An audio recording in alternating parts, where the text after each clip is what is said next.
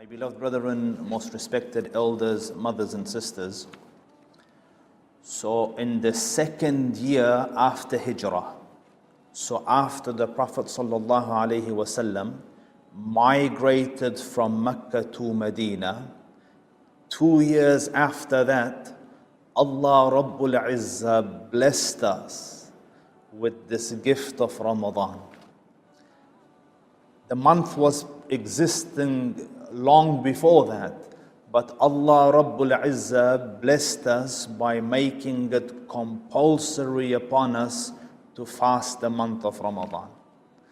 And what a blessing the fast is, and you know the ahadith with regards to it, and in this conference you will hear the Ahl al-Ilm and Ahl al-Fadl talk about it, but I wish to mention just one with you.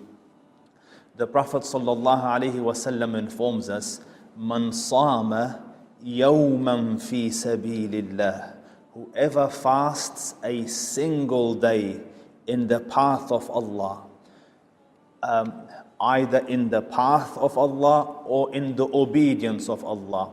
Man sama yawman fi sabilillah, ba'ad Allahu bidhalika al-yawm wajhahu 'ani an-nari 70 kharifan. Allah Rabbul Izzah moves the face of that person away from the fire a distance of 70 years. So for every single day that you fast, Allah Rabbul Izzah moves your face away from the fire of Jahannam. 70 kharifan, ay 70 ama, 70 years. And it is the mercy of Allah upon us that He Azza wa Jal decreed fasting upon us, because none of us would have ever fasted a full month had it not been the favor of Allah Rabbul Izzah that He ordained it upon us to fast a full month.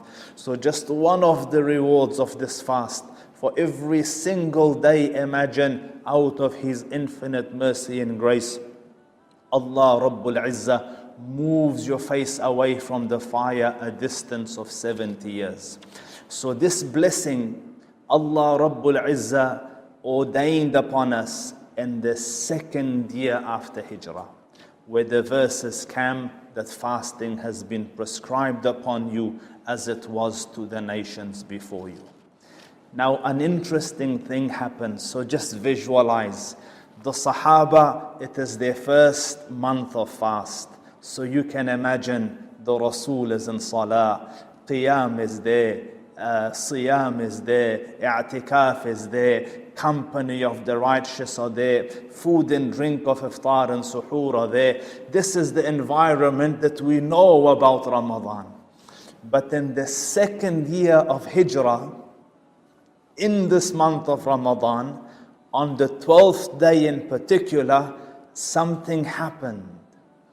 The Prophet ﷺ was made to march out of the city in what would go down in history as the battle or campaign of Badr.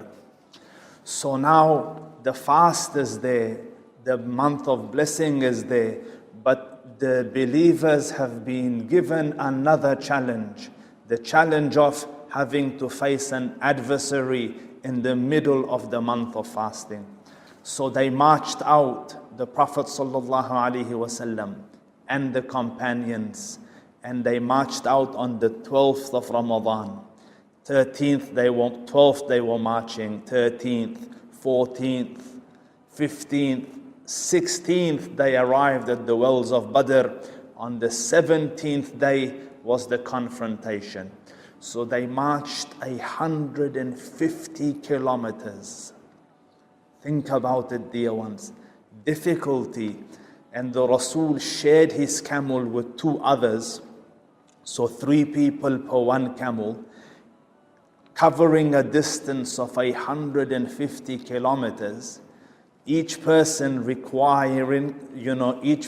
is required to walk 100 kilometers, and he gets to ride or mount for 50. So the Prophet ﷺ, with this blessed group of companions arrives in Badr, and the Sahaba say that our feet were blistered, our nails had fallen off, difficulty. And then this is all one level of difficulty. The next challenge is the worry, anxiety, stress of confrontation. You know, a normal person you argue with, you start to sweat, you know, your palms go wet, your hands move out, you breathe different, face goes red. The stresses and duresses of confrontation, and that's just a verbal one. These ones are required in the month of Ramadan to go out 150 kilometers and meet an adversary 3 times their size.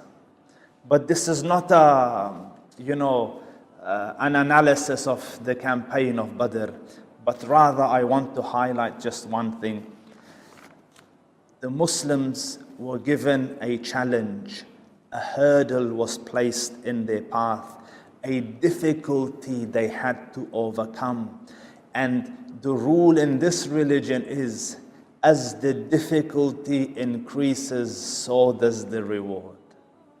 Remember, as the difficulty increases, as the challenges increases, so does the reward. So Allah Rabbul Izzah, for their difficulty, did a few things for them. I want to mention some of it with you. First of all, listen to this.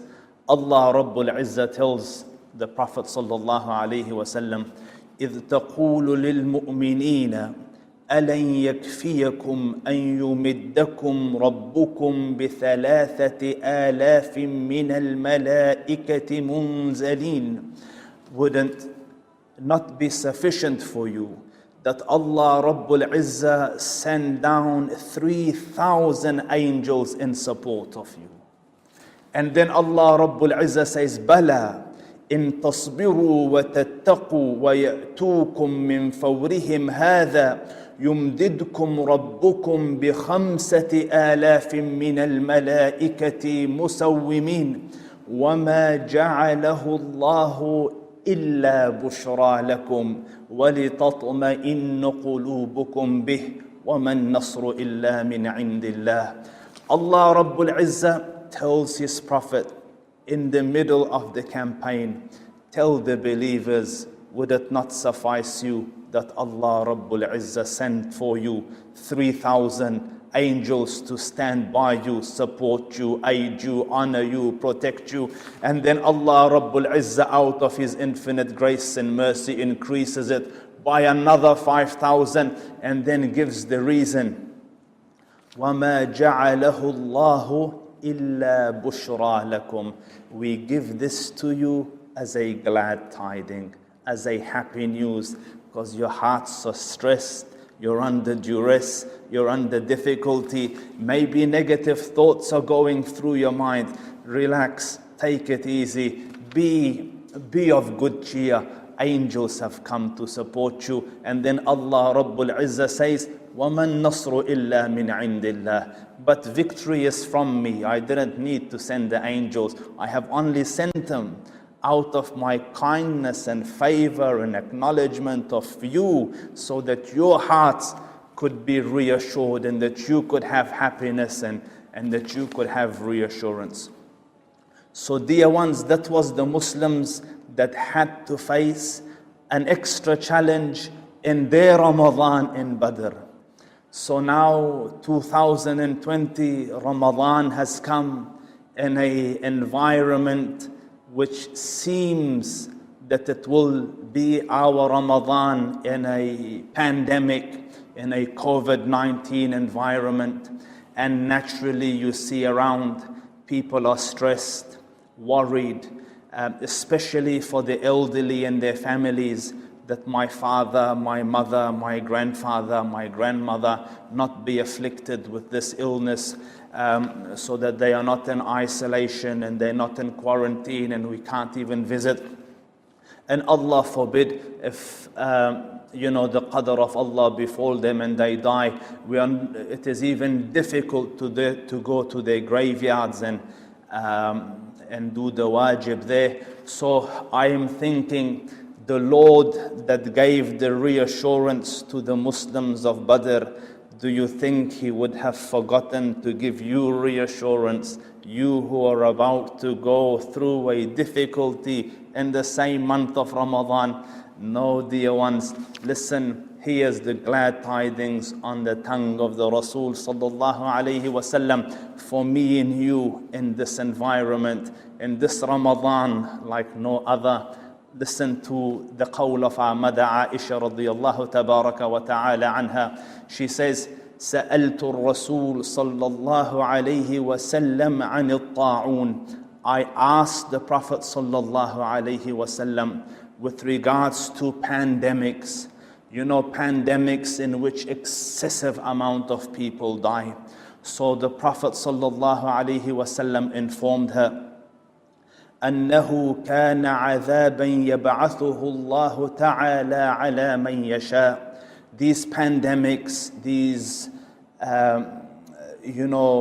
occurrences of viruses and diseases which used to kill multitudes, used to be a punishment that Allah Rabbul Izzah would punish whomsoever He chose.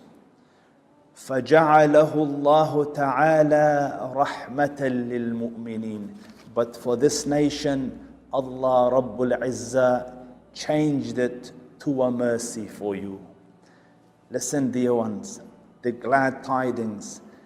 There's questions being asked around. Is Allah angry? Is this a calamity? Is this Allah for me and you, for this nation, on the tongue of the Prophet sallallahu alaihi wasallam. And the hadith is in Bukhari, narrated by As-Siddiqatu bintu Siddiq, the beloved of the Prophet sallallahu alaihi wasallam, Mother Aisha. And on the tongue of the Prophet, Allah Rabbul Izzah informs us that this is a mercy to the believers. And the Prophet sallallahu alaihi wasallam tells us how it becomes a mercy. Listen carefully. فَلَيْسَ مِنْ عَبْدٍ يَقَعُ فِي الطَّاعُونِ. There will never be a time in which a person falls in a pandemic, as in the disease starts to spread, the virus starts to spread, but this person فَيَمْكُثُ فِي بَلَدِهِ, and this person stays in his land, صَابِرًا مُحْتَسِبًا يَعْلَمُ أَنَّهُ لَا يُصِيبُهُ إِلَّا مَا كَتَبَ اللَّهُ لَهُ. Look at the conditions. Number one, he stays put. He doesn't run from it to another country and possibly take the disease and virus there. He stays where he is. Number one. Number two, صَابِرًا, bears it patiently. Number three, muhtasiban, anticipating, calculating, looking forward to the reward in the court of Allah Rabbul Izzah. Fourth condition, يَعْلَمُ أَنَّهُ لَا يُصِيبُهُ إِلَّا مَا كَتَبَ اللَّهُ لَهُ. He knows confidently that nothing will befall him except that Allah has written it for him. If he fulfills these four, stays at home, bears it patiently, anticipates the reward, knows that nothing will befall him except that it has been written for him. Just for meeting these, the Prophet ﷺ says, his reward will be mithlu ajri shaheed, will be the reward similar to the reward of a martyr.